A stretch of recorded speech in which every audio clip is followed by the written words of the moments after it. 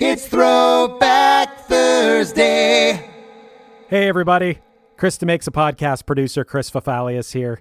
You know, this past Monday, we had Milo from the Descendents on to talk about the song Hope. It was an awesome episode, and we followed it up with an after-party episode about our favorite Descendents songs. The after-party is our bonus episode each week for our supporting cast members. We have a huge back catalog of episodes of that, and if you're interested, check out chrisdemakes.com. You know the deal. But anyway, it was time for a Throwback Thursday episode, and Chris and I thought, hey, why not just make it Descendents Week? This episode with Milo was episode number 102, which, by the way, it's wild that we've been doing this for 102 weeks in a row now. But for Throwback Thursday, we figured we'd kick it all the way back to episode number 4. It came out on June 21st, 2020, and the guest was Bill Stevenson. It was kind of wild listening back to such an early episode. Both Chris as a host and me as an editor and producer were still finding our footing a little bit that early in the pod. I opened the session back up and cleaned up a few things and added in a few more song clips, but for the most part, I didn't mess with this episode. This episode touched so many people, and we know that because there was an outpouring from listeners after it first aired, and there continues to be even today. Yeah, almost 2 years later, people still talk to us about this episode, and that's all a credit to Bill. He opened up and put his heart out there, and I know so many people out there just connected with his story, and if you haven't listened to it yet, maybe you will too. So yeah, that's all the setup I'm going to do for this. We're actually going to take a moment for a word from our sponsors right now because I didn't want to break up this episode and put an ad in the middle of it. So yeah, after a quick ad break, enjoy episode 4 from June 21st, 2020 with Bill Stevenson. What's up, everybody? I am Finn McKenty, host of the Punk Rock MBA podcast, part of the Sound Talent Media Podcast Network. My podcast is all about doing what you love for a living, and every week I sit down and talk to people who have done exactly that. For example, musicians like Tommy from Between the Buried and Me, Matt from Periphery, Lil Lotus and Shinigami, among many others, photographers, artists, designers, YouTubers like Glenn Fricker and Sarah Dici, and I unpack exactly how they got to where they are today with the goal of helping you do the same. So if that sounds cool, you can listen and subscribe at soundtalentmedia.com, and I'll see you there.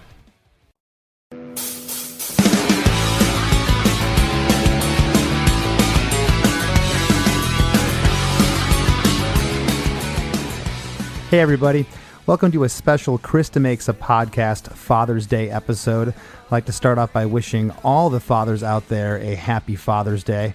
This episode is, wow, I don't even really know where to begin. I guess the only word is it's special what I was privileged to be able to hear from one of my heroes. This week's guest is Bill Stevenson, drummer for Flag currently, which of course was Black Flag, All, and perhaps best known for the Descendents. Bill and I go back a number of years. He was and is one of my musical heroes that I got to become friends with. First toured with Bill back in 1997 on the Descendents Caffeine Nation tour. And Bill wanted to discuss a couple songs of his. One's called Steve's Boy and the other is called One More Day. They are companion piece songs. So this is the first episode to feature 2 songs from an artist, but they kind of go hand in hand and need to be talked about together. They both deal with Bill's relationship with his father and how these songs were cathartic with the grieving process Bill went through prior to and after his father is passing away. Just so my listeners know, I would never exploit my hero, let alone anybody, let alone my hero. I had to ask Bill twice. I texted him and then I called him and I said, "Are you sure you want me to run this in its entirety?" And he said, "Yes, Chris. I want my story to be told about these songs." And get a box of tissues ready. This one's heavy. So without any further ado, stay tuned. Hey, have you heard Chris DeMakes A Podcast? Hey, have you heard Chris DeMakes A Podcast? Hey, have you heard Chris DeMakes A Podcast? Hey, have you heard Chris DeMakes A Podcast?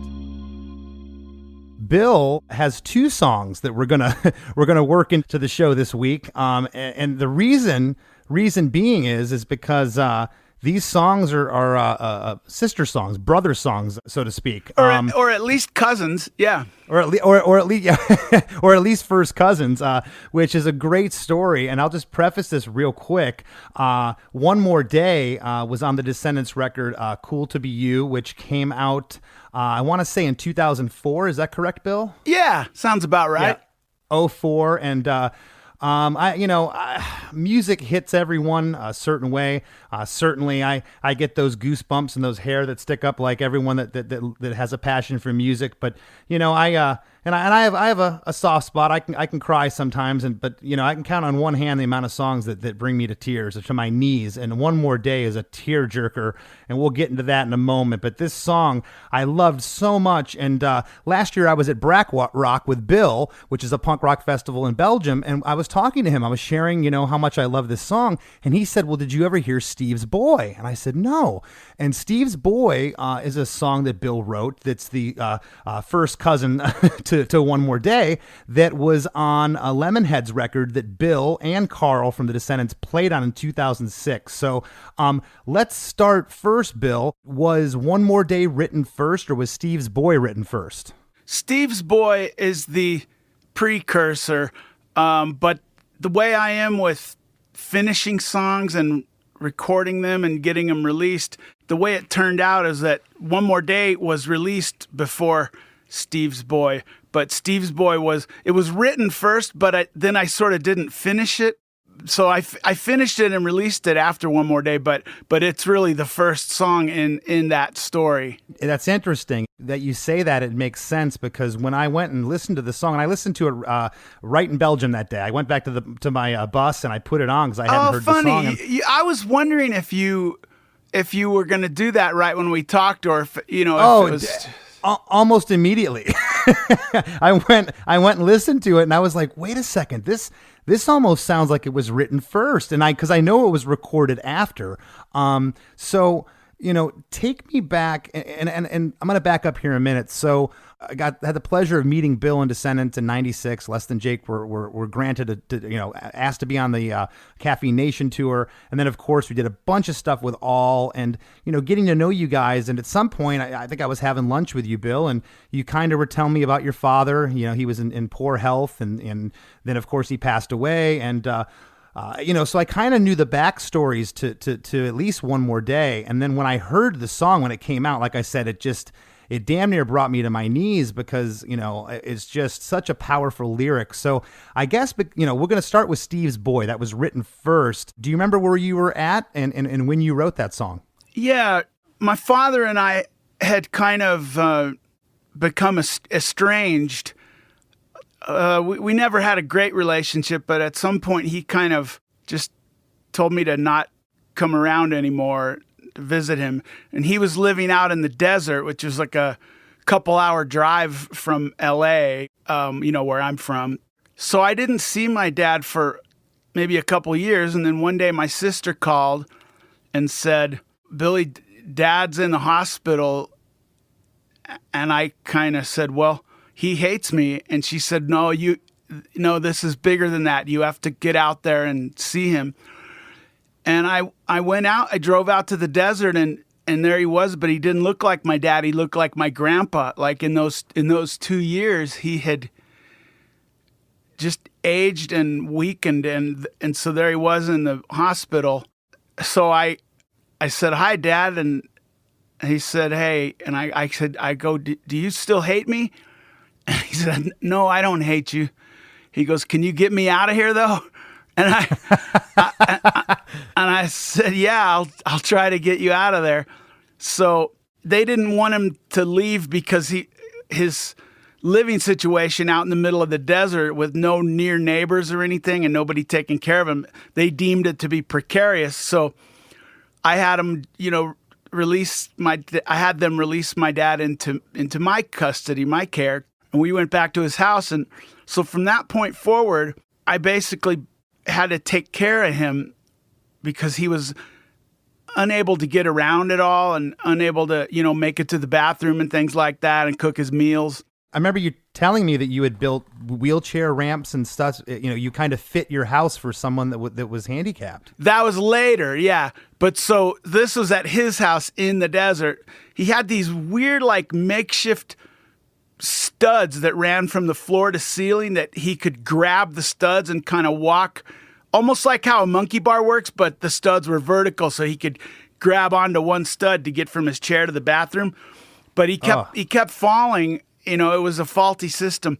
He kept falling, so I decided, well, we have to do something. And then, my sister and I proceeded to set up this whole scenario where she and I would take shifts driving or flying to the desert and taking care of him. But then we couldn't do it all the time because we both had jobs. So we hired a couple people to fill in. But then when we weren't there, it just was precarious without having a family member taking care of him, having these kind of random people that live in the desert that we could find to hire to take care of him. It just wasn't safe, and he would fall, and he'd lay falling until maybe one of his buddies happened to stop by. But it's the middle of the desert. One time I think he laid on the ground for a day or so. So, Kathy and I, my sister and I, we tried to maintain his house thing there where he could stay in his house and, we could just take care of him. But at a certain point when he felt like he could just make his way to the bathroom and back, he kind of just was trying to tell me to go away and that he doesn't need me to take care of him. And but I didn't go away. And this is kind of what Steve's Boy is about, is just about me having to kind of fight him for him to allow me to take care of him. Hello, it's me, your son again. I'll let myself in, back to save your life, back to ruin your day. I can make you well, I can make you love me, but I'm not leaving here without you. Hello, it's me, your son again. I'll let myself in, back to save your life, back to ruin your day. I can't make you well, I can't make you love me, but I'm not leaving here without you. And I got goosebumps reading that right now, Bill. That is just, that kind of says it all. And this is coming from a guy, that wrote "I Like Food" and Wiener Schnitzel. I mean, this is deep. This is deep, man. So, I'm sorry. Continue. I just wanted to share those lyrics there, just to kind of let listeners know about, those. Again, the only word I have is those are really deep lyrics.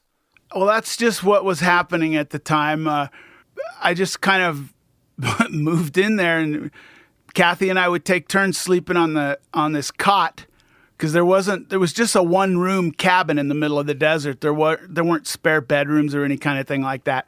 So I would just sleep on the cot, and I would set the cot up in his little kitchen, and I would sleep in the kitchen, or Kathy, my sister, we would take turns. But at a certain point, I had to figure out some way to take care of him, but also not basically just abandon my life. And that's kind of what Steve's Boy is about. The chorus is Steve's boy won't let you die alone in the desert with fear in your eyes. You can't break me. You can't make me go away. Steve's boy won't let you die alone in the desert with fear in your eyes. You can't break me. You can't make me go away. Stop trying to push me out. I'll never say when, you never showed me how. You can't break me. You can't make me go away. I'm not gonna go away. And that's just what I felt at the time. And I felt like I had to be there. And he also had a lot of dementia creeping up, which I was young enough to where I didn't really understand what dementia was.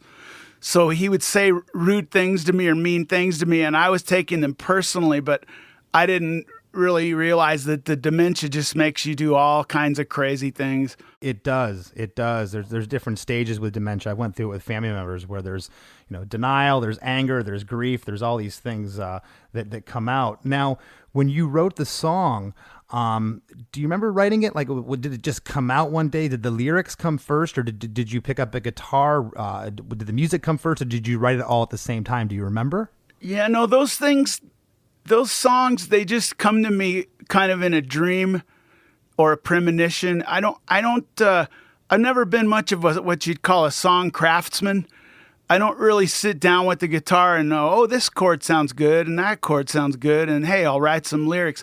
Usually I have these epiphanies or these kind of dreams. Like a lot of times it's right when I wake up, or it could be in the middle of the night I'll wake up. That's kind of the songs that I've written that are good, that's how they came about. And Steve's Boy was certainly no different. It's just, those are just kind of the bare facts of what was happening in my life. I don't have a great imagination. I'm not a poet or anything. This is just what was happening in my life. All I did was write it down, exactly what was happening. Right. But a lot of times when you do that, if you write lyrics, these are pretty verbatim lyrics. Hello, it's me, your son again. But a lot of times when people tend to do that, it I don't know, it just kind of comes off as, I don't know, not abstract enough to be a song. And these just, they don't say that at all. This just comes across as just, yeah, you know what it means, but it just tugs at your heartstrings. So back when you wrote the song, so you wrote this as a precursor to One More Day. Was there any thought about recording this for a Descendents or All project, maybe to be on Cool to Be You, or not? I think I hadn't written a bridge for it, so it kind of sat around, okay? Because I didn't have a bridge, so it sat around for a while, and then things moved on, and so then the next thing you know, I'm moving my father out of his house and moving him to live with me in Colorado here in a house that I bought specifically that had this kind of side wing to it where I could wheel him out of his room. And Bug, our roadie Bug, he built a little wheelchair ramp so I could get my dad out of the back room and into the kitchen, into the main part of the house if he wanted to be there. And so my sister and I keep saying but it was my sister and I threw all this together. We loaded up his kind of reclining chair that he would sit in and watch TV. We loaded it up into the front of the Dodge van. So my sister and I were in the two front seats, and then my dad was kind of right behind us in his reclining chair. And we drove out and we moved him into the house. And obviously this was a big disruption for him, but and he protested, but I didn't really know what else to do. It seemed like I did what had to be done. You still had to have your life too. You couldn't be, running to the desert every time your sister needed you or he needed you. Well, and the people that we were trying to hire to take care of him, out there in that desert, there's just a lot of tweakers and meth heads and stuff. It just wasn't safe. And someone had to make that decision, and I did. And, looking back on it, it was obvious, but at the time I was fraught with confusion and also getting resistance from him. So no sooner did I get him settled in there a couple days, he just began to express real disgruntlement, and he actually started calling the police, saying that he was being held captive against his will and that he was being abused. And so, that was, this is just horrible to be thinking about this now. It's been 20 years or whatever. But so the police would come over, and I would let him in, and they'd say, well, we understand there's a bad situation. And I said, no, I'm just taking care of my father. He's in the back room here, and why don't you come look around? And so the police would come over, and they'd say hi to him, and they'd look around. They'd make sure everything was clean and tidy, and that he didn't have any signs of any kind of abuse or whatever. But then then they'd leave. They'd apologize to me, but I would say, no, I understand. I mean, he has a right as a citizen. But so what kept happening is he kept just being really rude to me and telling me to leave him alone and just to not that he just wants to just die in his own house. And it was just really difficult for me. It was, and he was also rude to my sister. And every evening I realized there's this thing they call it a sundowning. It's the dementia gets bad in the evening. And I realized every evening he was freaking out. He'd yell at me and he'd cuss at me. One time he peed all over me when I was trying to help clean him up. And, but he did it on purpose. I mean, because he didn't have a problem where he couldn't control it, Sure. And so he peed all over me while I was taking care of him. And he kept calling the cops, and the cops kept coming, and they just, at that point, it was kind of like a formality. They would just say, hey, Bill, how you doing? We got to come in. And, they'd come in and look around and saw that everything was fine. I mean, I really took a lot of pride in taking care of him. I know you did, because I remember you talking to me about it, and I was humbled that you shared it with me then. And I want to stop you real quick and thank you. You said this is still painful to bring up, but I mean, this podcast revolves around songwriting, but this is very personal stuff you're sharing with the listeners, and I really appreciate it. Thank you. I think if people don't know those songs, this will seem like maybe a boring conversation, but if they do know the songs, this might really make them get a lot more out of the songs. Oh, yeah, and if they don't know the songs, they're going to go listen after they hear this story, because the story's fascinating. Yeah, but so he just kept telling me he didn't want to be there and that he wanted me to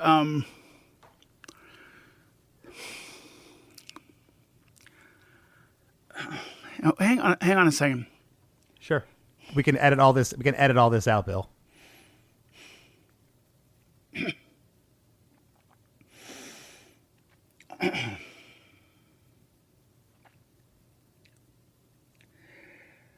Every time I try to talk about this, it's he said he wanted me to put him in a nursing home.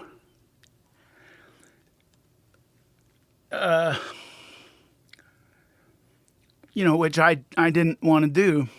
So I said, no, I'm your son and I'm going to take care of you. And he just resisted me, and he'd wake up in the middle of the night. I had a little baby monitor that I would put on my nightstand, so I'm in there with Stacy, with my fiance at the time, and I have this baby monitor, and he would wake up a million times the night, and so I was getting up every 30 minutes to go turn him over, or to get him to the bathroom, or to fix his pillow or sheets or whatever I had to do, because he really could barely move or anything, and he'd scream at me in the middle of the night or tell me, why am I keeping him there? Like, why are you keeping me here, Billy? You and I have never really been close. Like, why are you making me stay here? This isn't my house. And a lot of it was the dementia, but a lot of it was probably just his pride or whatever. I mean, what I realized much after the fact is that when you take away someone's independence, you really do crush their spirit. And this was the part of it that I couldn't see at the time. I was so focused on his health and his physical well-being and his safety that I wasn't thinking about his psychological well-being. I wasn't thinking about the possibility that maybe he actually did want to just die laying on the floor after falling out in his cabin in the desert, and that maybe that would have been the best way to do it. But I certainly couldn't see that at the time, and it's like I was thinking, well, there's no way in hell I'm going to let my father be in a dangerous situation since he can't no longer take care of himself. So he kept fighting me, and he kept fighting me. And one day he even said, Bill, this this room I'm in is going to be your den someday. Your kids are going to play in this room. And he goes, I don't want this room to be the place where their grandpa, who they never really knew, died. I don't want to die here. And I was so foolish, and I was much younger, and I was naive, and I was like, well, you're not going to die, Dad. I'm going to get you back to health. I'm giving you vegetables every day, and we're going to get you back on your feet. I was delusional. I didn't really. You're in denial. I wasn't admitting to myself that he was, on his last little time here, on the back nine, so to speak. Can I stop you there just real quick? So the companion song, One More Day. I mean, again, I every hair in my body's standing up right now, Bill. The first lyric of the song, folks, is spent the last years in denial of my grief. That's what you're talking about. Spent the last years in denial of my grief because you hated me. Anyone could see. I'll always wonder what I meant to you or why you hated me. What I did to you. And I can't get anywhere pretending that I don't care. Lying to everyone I see when the only thing I needed was one more day. Like yesterday, I pick you up and put me down. Wish you were still around for one more day. Like yesterday with you. The sad part of it is that he continued to protest, so I did take him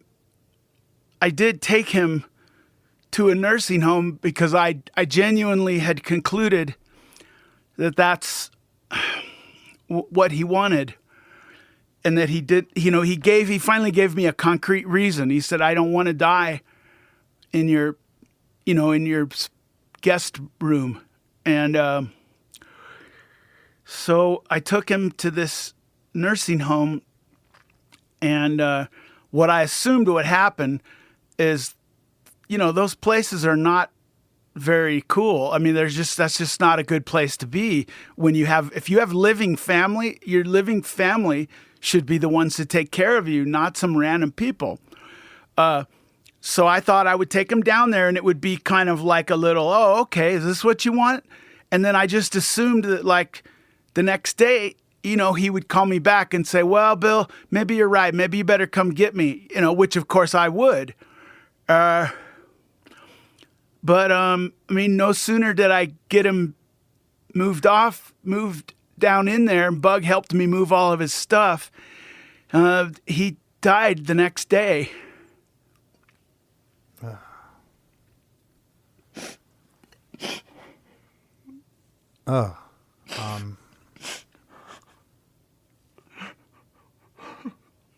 Well, you loved your father, and you couldn't stop loving him, Bill. And the fact that you're sharing this is, I'm at a loss for words. I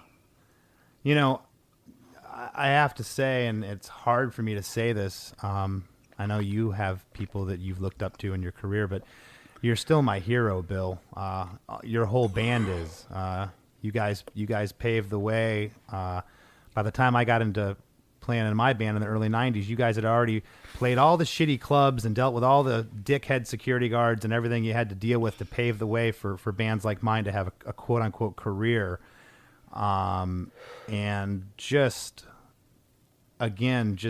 knowing the backstory of this and then still talking about it 20 years later, it still hits me that it's never going to go away. Every time I hear this song, both of these songs now, and I just would like to say, it's so apparent now that Steve's Boy was written first, even though it was recorded later, because Steve's Boy is still written from the perspective that Dad was still there.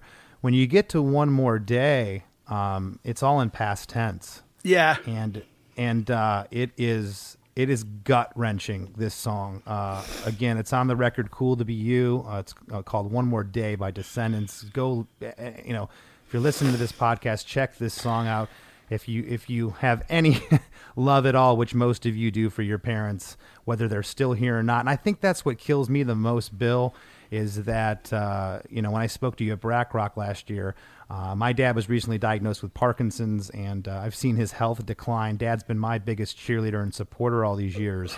And when I read these lyrics, it's life. Not everything lasts forever. And this song hits me harder now than it did 20 years ago when you released it or wrote it. It came out in 2004. So let's talk about One More Day a little bit. Again, the first lyric is spent the last years in denial of my grief because you hated me. Anyone could see. I'll always wonder what I meant to you and why you hated me, what I did to you. I mean, it sounds like to me at this point you were still trying to come to grips with what the hell went on. You went to the desert, you and your sister, you were trying to nurse him back to health. Like you said, you were young. You were like, I'm going to feed you vegetables. You gave him every wish he wanted. You finally put him into a home. But this is, you're still struggling when you wrote this song. It's funny if you compare it to my closure with my mother. My mother and I had a really good relationship, and when she passed away, I was at peace, and it didn't haunt me for 10 years. It was like no death in the family is normal, but I mean, it was a normal death in the family. Okay, my mother has passed away. You have a funeral and then you move on with your life. But the way my father and the way our relationship was, it just, there was no closure. There was no closure there. He just, he was mean to me right up until the end, like that last verse. Or the song only has 2 verses because it's got the big, what Carl calls it, the bridge too far. It's got the big long bridge. Yeah, the bridge is crazy. It goes to all these minor weird jazz chords. I love it. I love it. I'll always wonder if I could have meant more to you, and I'll always wonder if I could have done more for you. How I could just turn my back, how I could just walk away, how I could just close my eyes and watch you die. We never got along, we never got a chance to sing our song of love. Yeah, I was experimenting a lot with kind of trying to write things that were sort of chromatic or atonal. And during that time, all of my 3 songs on Cool to Be You, they all have chromatic sections, like where there's not really a key. The song Maddie has that too, and also the song The Anchor Grill. And those both have like atonal sections, and that was just kind of what I was into at the time. But the second verse, it says, and in the end, we didn't have a thing to say. Still those games to play, and then you passed away. It's like he never gave me a chance to, he never allowed me to be his friend, to be his son. And I didn't find out till kind of around the time of his funeral, when some of my aunts explained to me that my father was just always a very bitter man, and that they frankly didn't know how it is that I put up with him as long as I did. Your aunts, were they able to express love? Because it yes. sounds like it's yes. It sounds like your father wasn't able to express love. He wasn't, and they blamed it on 2 things.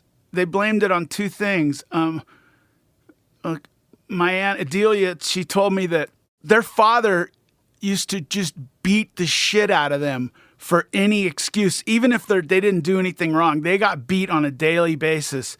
And you got to get, this was in like the 1920s and 30s. My father was born in 1916. So it was different times, right? But so they said that he just grew up hard, and then in the Depression, he had to just leave his little town, and he would just hop on trains to try to go to the next stop where there might be some work. And eventually, he ended up volunteering to go into World War II. And while he was in his third year, he got a Dear John letter from his fiance. And so I think between his father beating him so much and maybe just his inherent things in his personality, and then the fact that he got the Dear John letter while he was freezing his nuts off up in the Aleutian Islands during World War II, trying to do the right thing, I think it just made him hate everyone. And you know, maybe the Dear John letter made him maybe hate women a lot. He tried to teach me to hate women when I was a kid. I mean, he was raised in a bad way too. I mean, he was raised by a racist and all of those sorts of things that were popular back then. And so I guess my aunts, at the end of the day, my aunts told me I shouldn't take it personally, and I shouldn't let it weigh on my mind, because it was just my father and it was just how he was. And at the time, their advice went in one ear and out with the other, because I had my opinion that I was just the most miserable person in the world and I was never going to get over it. But you know what? After years, you get over it. You do get over it, and you start to see things from a different perspective. And I started to see things from my father's perspective, in that possibly I should have allowed him to just stay in his home, even if he was in danger. Maybe I should have done that. I mean, maybe that would have been the right call from his perspective, though it certainly wouldn't have been the right call from my perspective. Well, how were you, and it leads me to, was it your mother? How were you able to love with your heart so much? It makes me want, it makes probably other people wonder too, after all this story you've just shared. Oh, my mother was very loving. She was the polar opposite of my father. My father was all about take care of business and do everything on time, never be late, no drugs or whatever, nothing. Well, because a lot of people would have been like, hey, my dad's treated me like this. You know what? I'm going to let him rot in the desert. And that you did the exact opposite of what a lot of people may have done. You're like, no, you're my blood. You're my father. I'm here to, as you put it, I'm going to nurse you back to health. I mean, I don't think I deserve the Purple Heart or anything. In fact, I think it's kind of shameful how common it is in, I guess, more Western civilization, particularly America, where we don't take care of our elderly. We kind of put them in a numbered room and come visit them once a month. We don't have it in so many cultures in the world. You've got a house where you've got the grandma living there, the great grandma, and you know what? They're the most respected people in the house. Is the abuela and the great abuela. They're the most respected people in the house, and that in America we don't really have that so much. As soon as you don't pull your weight anymore, we got a numbered room waiting for you. Man, Carl wrote that song. It couldn't have been a year after my dad died. Carl wrote that song called "Lock 'Em Away," and those lyrics are so great. It's about everybody where we just put them away, whether it's criminals in prison or someone that's maybe mentally challenged, and we just put them in the insane asylum, or the elderly, once they can't pull their weight, we just put them away. And Child display the 7 warning signs, lock them away, but not quite what you have in mind. Lock them away. We've got drugs, therapy, we will fix them for a fee. Erasing the mistake, lock them away. I don't believe in that, and I don't think that makes me anything special. I think that's just how it should be. No, and I wasn't saying that, yeah, you deserve a Purple Heart. I just meant from the standpoint of, again, you put up with a lot and you were still able to love through it all. And that's commendable. And I know many of the listeners can relate to that, because everyone has gone through something with a parent. I know I'm going through it with my dad right now. I'm seeing his health decline. And again, that's why these songs hit me. When you offer, I had asked you what songs you want to do and you picked these, I was elated because certainly there's more known Descendents songs. You could have picked, you have tons of songs, all Descendents, Black Flag, tons of songs from your catalog. But I'm really jazzed that you picked these two. I'm happy.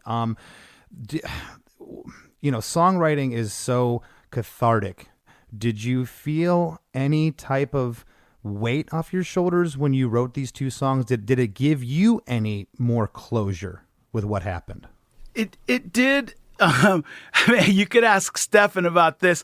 I mean, the day that I sat down with the guitar and showed Carl and Stefan how to play One More Day, I mean, I just was a driveling ball of tears. And I remember when I was done showing them all the weird chords and all that business, I felt a lot of relief, because I knew that catharsis was going to come, that thing that I'm known for, which is my songs are just one big diary. That's what they all are. They're all a diary. I don't have much of an imagination, so I can only write from things that actually happen. And I remember there was a great weight lifted off of my head by just showing them the song, by just sharing it with someone.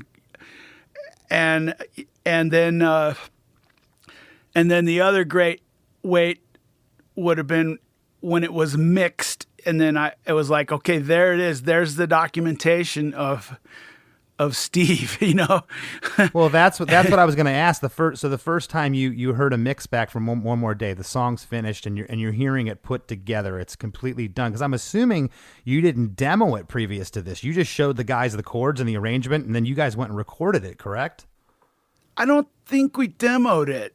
I don't think we practiced it a lot of times in our practice room, but our practice room was just right there next door to our studio, right in the same big building. Yeah. And the other big weight off of it was, again, I guess the weight comes in stages, was we never played it live until like a year and a half ago. I remember that. Yeah. And was when the first time we played it live, I remember I was just like, okay, Bill, you just try to breathe through it. And once you've played it one time, it's going to be, then from then on, it'll be easy it'll be okay. Like if you make it through this one time, then it'll be okay to play it from that point forward. And that's what happened. And now when I play it, I have a smile on my face, and I think about my father, and I don't blame him. I don't blame him, and I don't blame me. It's just, that's the way things were from 1968 when my parents got divorced until 2000 when my father died. That's just how things were, and it's not his fault and it's not my fault. And I can actually kind of enjoy the song. I'm going to tell you, there's the lyric that got me, because again, your dad passed in 2000. We did a ton of tours with Less Than Jake from 98 to 99, 2000, that era, the Mass Nerder era, that record. We would talk about your dad, and I knew the story of the wheelchair ramps, and I heard bits and pieces, and then I heard this song in 2004, and the line that, just tears me apart. We never got along. We never got a chance to sing our song of love. And it sounds to me like in his passing that you are singing his song of love now. You've been able to do it. After his passing, you're able to go out and play the song. It killed you the first time, but since then you're able to go out. You're able to think of the times with your dad, and it seems like you have had some sense of closure. Yeah, it definitely brings me back to it, talking about it, because then I'm thinking about Miles, my son. And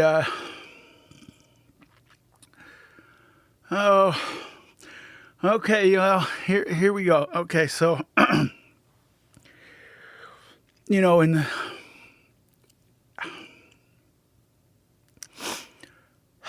okay. So in the bridge there, I talk about I love my daddy boy, and that was from when I was a little boy. My father would put his arm around me and say, "I love my Billy boy," and I'd say, "I love my daddy boy."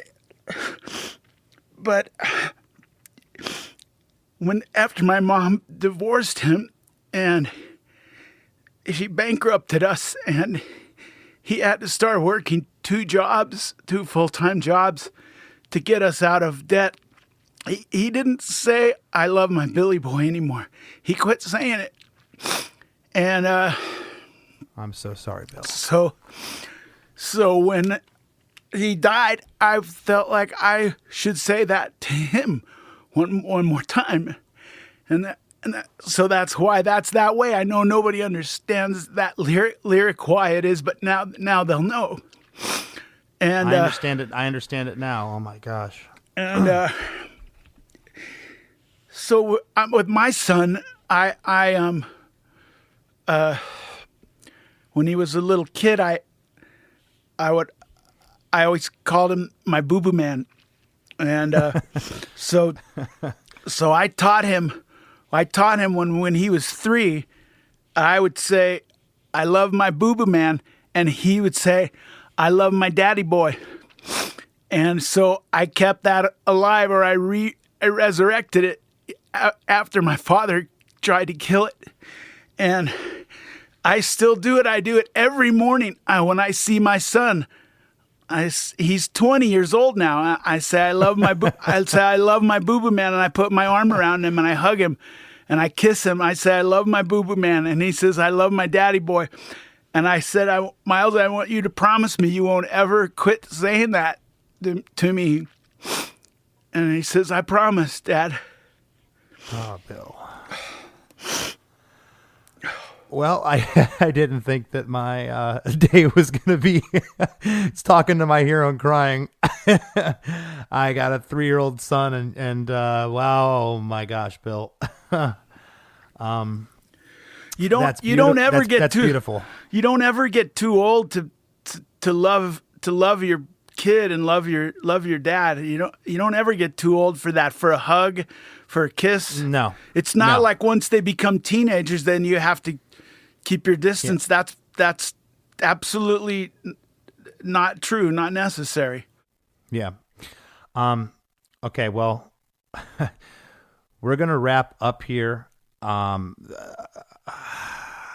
didn't know where this conversation was going to go with you today.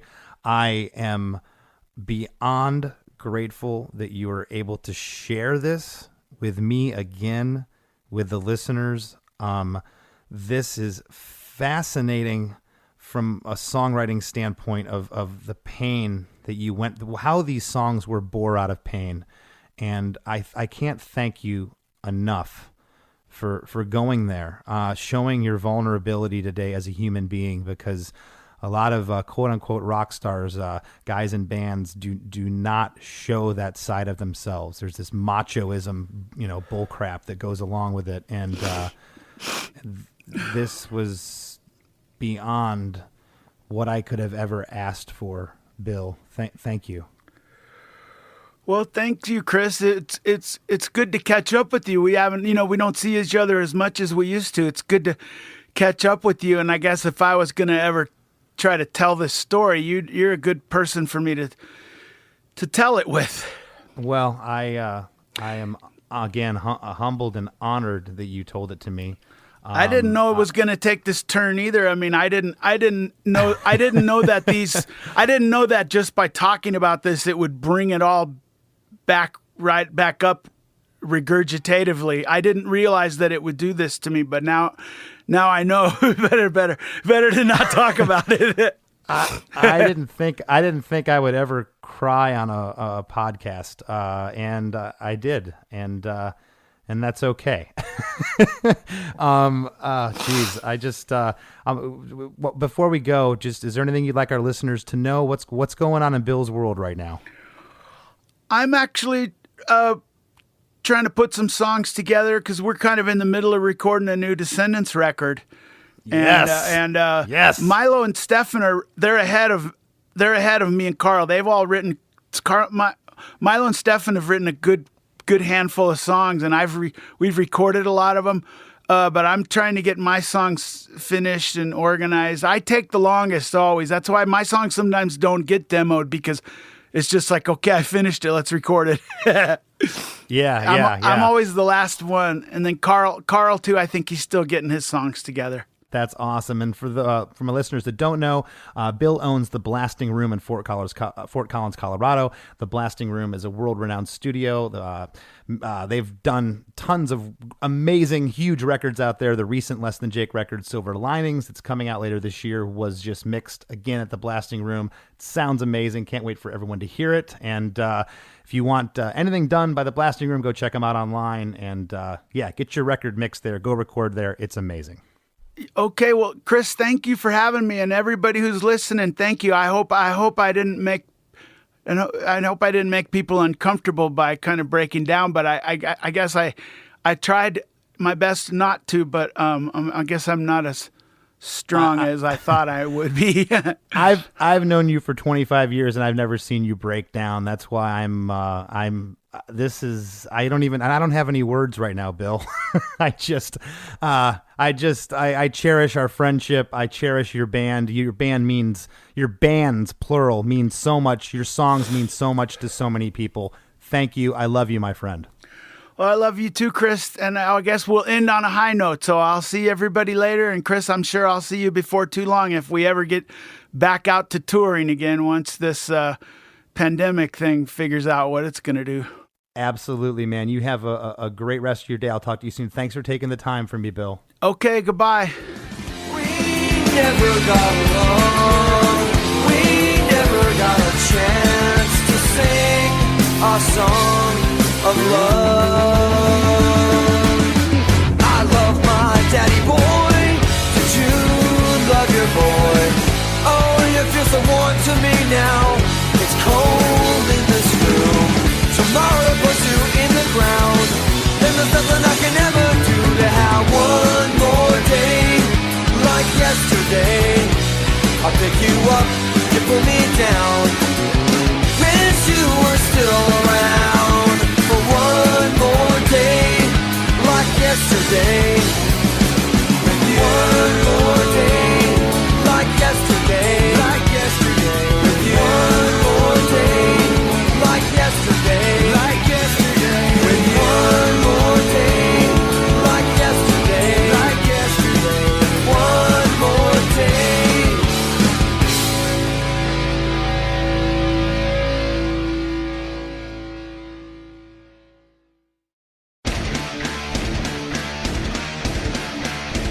Hey there, I am Johnny Christ from Avenged Sevenfold, and I've got a podcast called Drinks with Johnny you're going to want to check out. I sit down with a bunch of different people from all different walks of life, from professional wrestlers to actors, comedians, fighters, musicians, everything in between. I'm just looking to make some friends and have a good time doing it. So if that sounds like something you're into, go check out Drinks with Johnny, streaming everywhere now. Hello out there. Yes, hello out there, everyone. I'm Hal Schwartz. And I'm Flynn McLean. Together we host None But the Brave, a podcast dedicated to the music and career of Bruce Springsteen. Bruce and E Street Band are on tour right now for the first time in 6 years, and we're taking a detailed look at what's happening on stage in our bi-weekly episodes. We've also been recently joined by some very exciting guests, including rock journalist Warren Zanes and Stephen Hyden, Backstreet's Magazine founder Charles Cross, and Barstool's Kirk Minahan. If you're a diehard Springsteen fan, this is the show for you. So please subscribe to None But the Brave on your favorite podcasting platform, and we hope to see you further on up the road. Thank you so much. We'll be seeing you.